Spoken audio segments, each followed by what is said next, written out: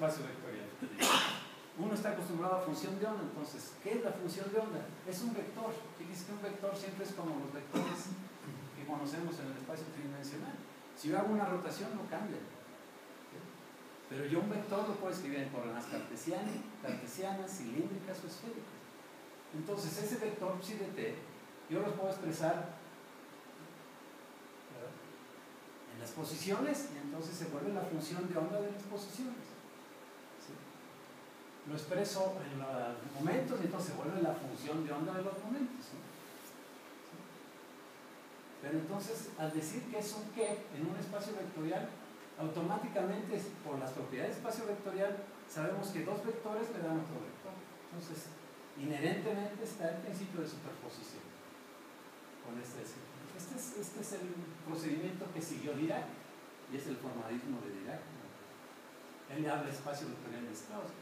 Esa es una de las confusiones y problemas importantes de la mecánica cuántica al principio, es que se creía que era una onda como una onda acústica, una onda en un sólido. No es una onda, pertenece a otro espacio.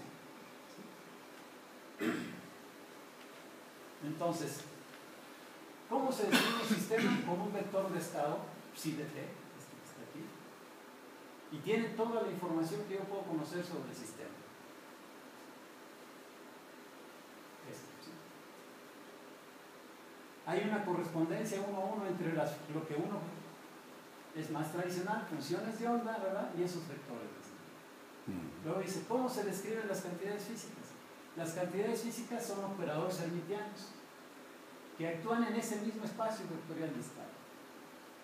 Pero para poder ser un observable, tiene que tener una base. Si no tiene base, no es un observable. ¿Sí? Entonces, el operador de posición, por ejemplo, pues es un observable, tiene una base, la base de posiciones. El operador momento es otro. ¿Sí? Normalmente, las observables a veces son espacios finitos o infinitos. Los difíciles son los infinitos. La ventaja de esto de la computación cuántica o de la teoría de información cuántica es que siempre el espacio es discreto, porque van a ser qubits, son dos estados, entonces la dimensión es 2 a la n. Entonces son dimensiones finitas, entonces todas las propiedades son más simples. ¿Sí?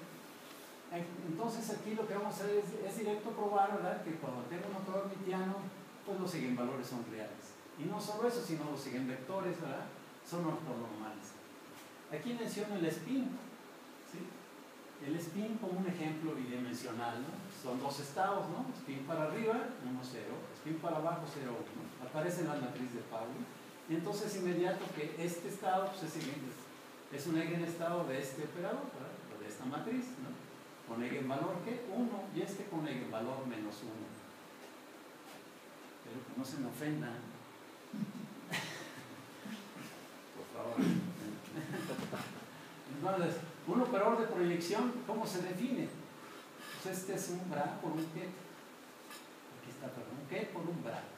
Entonces es muy complicado, ¿verdad? Pero es exactamente como uno haría la proyección en vectores, ¿verdad? Yo tomaría el vector, por ejemplo, en el espacio normal, el vector unitario i, pues hago el producto escalar y lo multiplico por i. Entonces me da la proyección en ese espacio. Lo interesante es que este cumple con las propiedades de un observable. ¿Qué quiere decir? Tiene una base, ¿verdad?, en ese espacio. Los espacios que están a lo largo de este vector, ¿verdad?, de este estado, y los que están en contra, que son en contra de este, entonces son observables, entonces pueden medirse. ¿Qué se puede medir siempre en cuántica? Los eigenvalores de los observables. Nada más los eigenvalores. No hay que confundirlo con los valores esperados. Los valores esperados son los promedios de las mediciones que tenemos.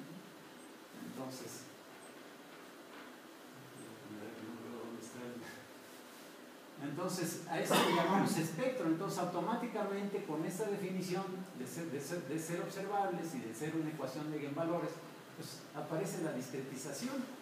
Entonces, si nosotros tenemos que el espectro es discreto, ¿verdad?, pues entonces aparece la cuantización. ¿Qué tipos de espectros tenemos? Discreto, no degenerado, ¿sí?, discreto, degenerado y continuo. Entonces aquí pongo un ejemplo, ¿no? Dice, calcular la probabilidad de obtener un valor propiedad de una observable ¿Cómo se hace? Si nosotros tenemos esta es la ecuación de eigenvalores, uno puede pensar que es una matriz, y este es el eigenvector, y estos son los eigenvalores. Tenemos n. Aquí no hay degeneración. Para cada AK, ¿verdad? Yo tengo un eigenvector y solo uno independiente. Entonces, este sería el caso discreto, no degenerado. Si yo tengo un sistema arbitrario, y digo mi función, mi vector que me describe el sistema es una combinación lineal de este, porque este es una base. Si es una base, entonces lo puedo expandir. ¿Sí? Y entonces la probabilidad de medir a J, ¿qué sería? Pues es el valor esperado de este proyector, es el proyector que me dice, que me está midiendo cuál es la contribución de este estado, ¿verdad?, en la dirección UJ. Y entonces la magnitud de CJ al cuadrado. Entonces de esta manera es como se determinan las probabilidades, ¿no? Entonces, estamos determinando las probabilidades. ¿Qué pasa si hay degeneración? Entonces, si el espectro es degenerado, tenemos, vamos a poner un observable B, ¿verdad? Aquí tengo BQ, pero ahora yo le estoy agregando un índice a mi vector. Tengo Q y J, la Q va de 1 a N, son los mismos, vamos a pensar que es un sistema finito igual que antes, N, pero ahora para cada uno de ellos, para el 1 yo tengo de 1 a D, para el 2 tengo de 1 a D. Podría haberle puesto otro índice, es decir, el 1 tengo de 1 a D1, ¿no?, que tuvieran distinta degeneración, pero nomás para mostrar el ejemplo. ¿Cuál es la probabilidad de que yo mida entonces uno y el valor de ellos, el késimo?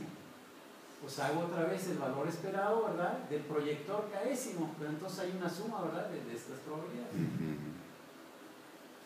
¿Cuál es el espectro continuo? Pues el ejemplo es el espectro de posición. Se establece la ecuación de eigenvalores, se podría hacer todavía una traslación y mostrar que yo puedo trasladarme por exponencial de un momento, ¿verdad? Y entonces me da que eso me da x más lo que yo lo corrí, y que yo lo puedo correr arbitrariamente, ¿no? O sea, puede ser cualquier valor, entonces está entre menos infinito y infinito. ¿Cuál es la probabilidad de que encuentre mi sistema entre x1 y x2? Pues el de integral, ¿verdad? Antes eran sumas, ¿verdad? De sumas se vuelven integral. Entonces, esta es la interpretación que proviene de Born, ¿verdad? Esta es la amplitud de probabilidad, y es la que uno conoce más, ¿no? Y viene la parte interesante, es la reducción del paquete. La reducción del paquete lo que me dice es, otra vez tengo un estado arbitrario, una combinación, vamos a suponer otra vez que es finito, y se mide el observable A, me da el resultado AJ, ¿sí? Ya lo medí, ya me dio ese resultado. Y dice, ¿el sistema en qué queda? ¿En qué estado queda el sistema?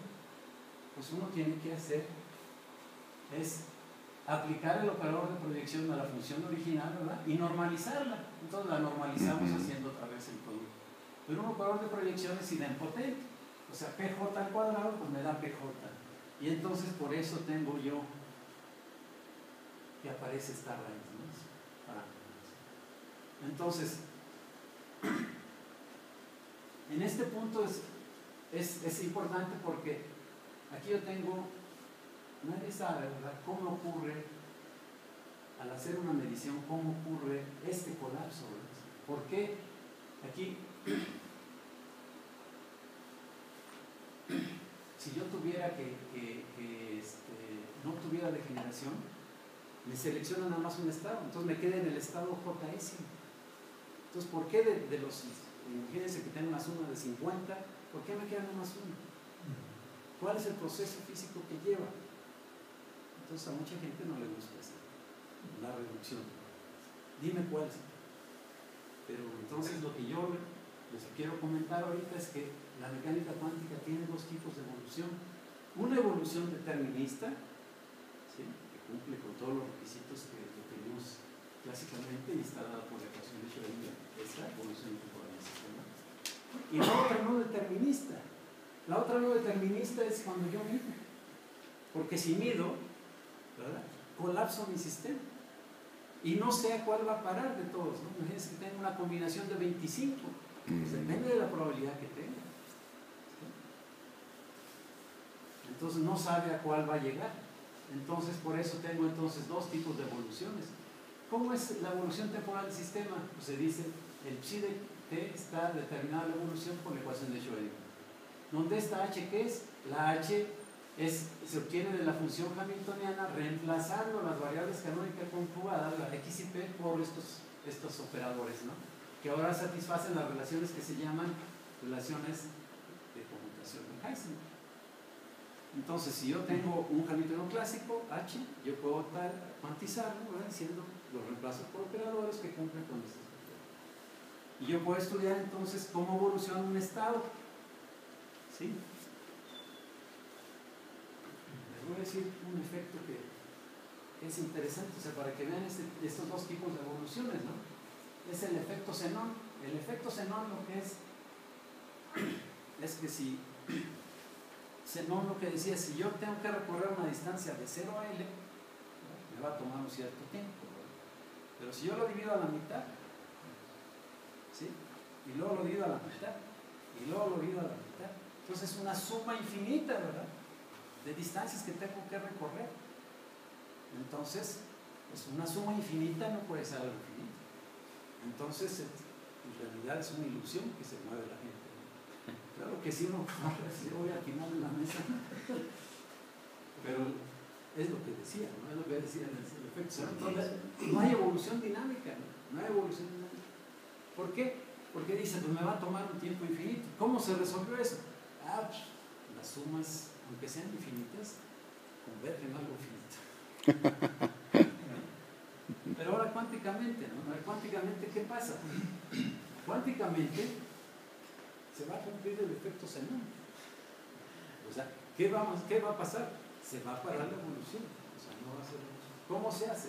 Imagínense que yo tengo un estado psi y lo tengo como una combinación que está oscilando, ¿no? Tengo un estado que oscila entre dos, ¿no? Entonces está abajo, menos, más arriba, menos abajo, ¿sí? Entonces está abajo. Y lo que me dice está oscilando. ¿De qué depende la oscilación? Pues de la frecuencia, ¿no? Si la frecuencia es muy grande, ¿verdad? Entonces el periodo oscila mucho, ¿no? Entonces, si la frecuencia es pequeña, entonces el periodo es más grande. Entonces, si uno piensa que la omega es pequeña, o que esta cantidad se cumple, ¿verdad? Se cumple esto, que omega es muy chiquito, ¿verdad? Yo aquí, siguiendo mis reglas, ¿no? Las reglas, es decir, si yo quiero ver la probabilidad de estar en el estado más, pues ¿qué hago? Tomo el valor esperado de psi con el proyector más, ¿verdad? ¿Sí? ¿Y qué me da? Pues me da esta magnitud al cuadrado. Si lo tomo con el menos, pues me da esa magnitud al cuadrado. Pero si yo considero que el tiempo t, que esta cantidad es pequeña, ¿verdad? Y yo estoy midiendo constantemente, pues no lo dejo que baje, ¿verdad? Va a querer bajar, entonces la probabilidad es... Entonces, como la máquina la inútil. paradoja de Zenón, el efecto Zenón, se cumple en mecánica de puntos, ¿no? Entonces, ahora, ¿esto se puede lograr sin que yo mida? Parece que sí también. Entonces, ¿sí? O sea, sin que yo mida, puedo hacer, o sea, 3 niveles cuánticos y tener un efecto similar en donde al pasar el tiempo se favorezca que permanezca en el mismo. Fíjense que aquí permanecería en el más, ¿no? Si estaba inicialmente en el más, se queda en el más. En ese sentido se detiene la evolución. Bueno, ahora viene lo tradicional, este es con luz, ¿no? Con luz, cuando uno lo hace, la separación entre máximos está dada por D, que es la distancia de las rendijas a la pantalla. Esta D es la separación entre las rendijas y esta lambda es la longitud angular. Entonces, si se mide la D, la separación entre los máximos, pues yo puedo determinar qué luz estamos mandando hacia la pantalla. Entonces, con luz, en principio, pues es lo que sucede, ¿no? El experimento de Young.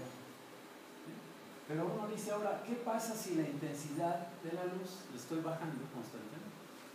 Y la bajo a tal grado de que pasa fotón por fotón.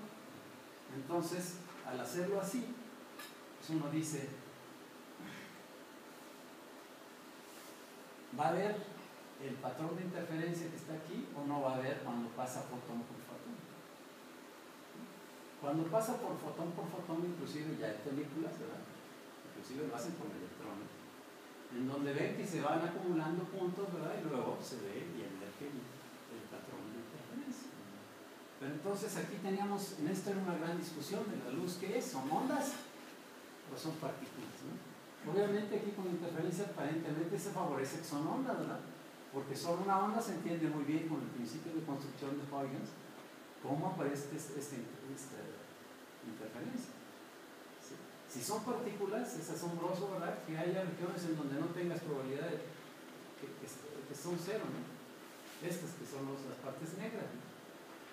Y entonces, la teoría corpuscular dice, podríamos decir, ¿no? La interferencia entre los fotones debe disminuir y eventualmente desaparecer. ¿Porque a qué se debe? Se debe a que tengo muchos y entonces entre ellos entran, ¿sí? Y sale el patrón de interferencia. Pero si lo hago fotón por fotón, pues entonces debe desaparecer. Y entonces esa es una de las conclusiones de la teoría corpuscular. Y la ondulatoria dice, el patrón de interferencia cuando yo bajo la intensidad disminuye, pero nunca desaparece. Entonces pueden usar dos tiempos de exposición en la placa, ¿no? Corto, la teoría corpuscular es correcta, cuando más se ven unos puntos ahí aleatorios en la pantalla. Si los tiempos son largos, la teoría ondulatoria es la correcta. Lo que hace la mecánica cuántica es unificar estos dos conceptos, ¿no?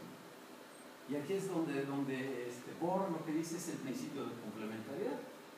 Lo que pasa es que o el sistema se aparece como partícula, ¿verdad? O se aparece como onda, pero no puede aparecer al mismo tiempo con los dos, ¿no? Otra gente prefiere llamarle cuantón, decir, bueno, en realidad es que es un cuantón, no es ni onda ni partícula, ¿no? Los comportamientos ondulatorio y corpuscular son dos formas extremas de la misma identidad. Y uno dice, aquí Bohr estaba al extremo, ¿no? Actualmente, aquí en el 96, se prueba, ¿verdad?, que en general hay una relación de este tipo, una desigualdad.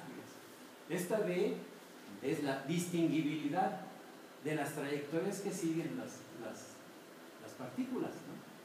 ¿Sí? La distinguibilidad. Todo lo que les platiqué podía ser con partículas. Entonces, aquí es la distinguibilidad y esta es la visibilidad de las franjas.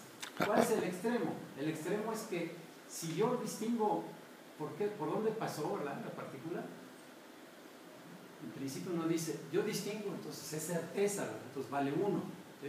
Entonces la B vale 0, desaparece, que es lo que normalmente aprendemos, ¿sí? Lo nuevo, ¿verdad?, es que dice que yo puedo no saber muy bien por dónde pasó, ¿sí?, pero tampoco muy bien el patrón de interferencia. Y esa es la desigualdad que se debe cumplir, ¿sí? ¿Claro? Podría ser que, bueno, un fotón pues es una onda, ¿no? Pero que también una partícula pues fuera una especie de onda, ¿no? No es lo mismo, o sea, esto se vale para, yo puedo decir que estoy mandando partículas. Sí, pero actualmente han mandado full erenos y han visto patrones. Sí, erenos son 230 árboles. Sí, pero las partículas son ondas, ¿no? Entonces, las ondas son partículas y las partículas. Más bien, yo diría que todos son ondas, ¿no? Pero mira, todos son la separación tiene que ser muy pequeña del orden.